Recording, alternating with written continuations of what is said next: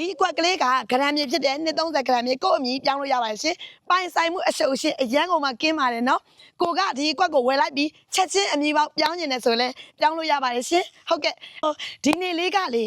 ငွေကြေးအဖြစ်ကြလဲ3200ဝန်းကျင်ပဲသုံးကျင်တယ်ဆိုတဲ့သူတွေအတွက်ကိုဦးစားပေးပြီးတော့လာပြတာပါရှင်။အရှိနေတဲ့နေရာလေးကတော့နေပြည်တော်ပုဗ္ဗသီရိမြို့နယ်ဒုက္ခဒီပါရက်ကွက်ပေါင်းလောက်23လမ်းပေါ်ရောက်နေပါတယ်ရှင်။ဟောဒီပေါင်းလောက်23လမ်းပေါ်မှာတည်ရှိနေတဲ့ဟောဒီမြေကွက်ကလေးကိုပြချင်တာပါရှင်။ဟောဒီမြေကွက်ကလေးကတော့ပေကျဲက40-60ရှိတယ်။ Okay သူ့လက်လေးကတော့နောက်လက်လေးဖြစ်ပါတယ်။သူကကြတော့ဘယ်လိုမျိုးအားတာချက်ရှိလဲဆိုတော့သူ့အိမ်ရှိမှာကွန်ကရစ်မေးတင်ဖြစ်တယ်။ကွန်ကရစ်မေးတင်တာဖြစ်တဲ့အတွက်ကိုရှိမှာဘွက်ပေါက်မှာမပူရဘူးပေါ့။နောက်တစ်ခုကကြတော့ဟောဒီမြက်ကြီးသူ့ရဲ့မျက်နှာစာအဲ့ဒီရှေ့ကတွေ့ရတဲ့လမ်းကြီးပေါ့။အခုတော့မမြင်ရပါမယ်အဲ့ဘက်မှာလမ်းတစ်လမ်းပဲရှိတော့မယ်ချင်းတွင်းလမ်းကြီးရှိပါတယ်ရှင်ပြီးတော့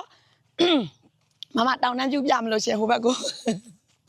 ဟောဒီမှာရှင်ဒီမှာကြည့်အလက်ကားရမယ်တောင်တန်းပြူ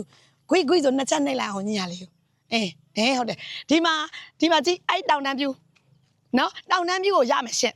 ဒီဟာလေးကိုဒါဝယ်လိုက်ပါမနေ့တိုင်းတောင်တန်းပြူကိုမြင်နေရမှာပါနော်โอเคနော်နောက်တစ်ခုကကြတော့ဒီလမ်းရဲ့အားသာချက်ကဘာလဲဆိုတော့လမ်းအရှိဖြစ်သွားတယ်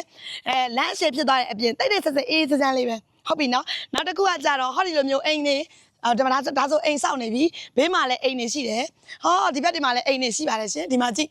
ပတ်ဝန်းကျင်အပြည့်ပဲလူနေနော်လူနေအပြည့်ဖြစ်တဲ့အတွက်မပူနဲ့စားရင်တောက်ရင်တိုးတယ်လို့မှတ်လိုက်ပါနော်အဲ့တော့ဒီဟာလေးကတော့ဈေးလေးပြောပါမယ်ရှင်ဈေးလေးကတော့3550ညှိနှိုင်းလေးနဲ့ရောင်းပါပါစိတ်ဝင်စားတယ်ဆိုရင်တော့ဖုန်းဆက်သွယ်ပေးပါအောင်ရှင်ကျေးဇူးတင်ပါတယ်ရှင်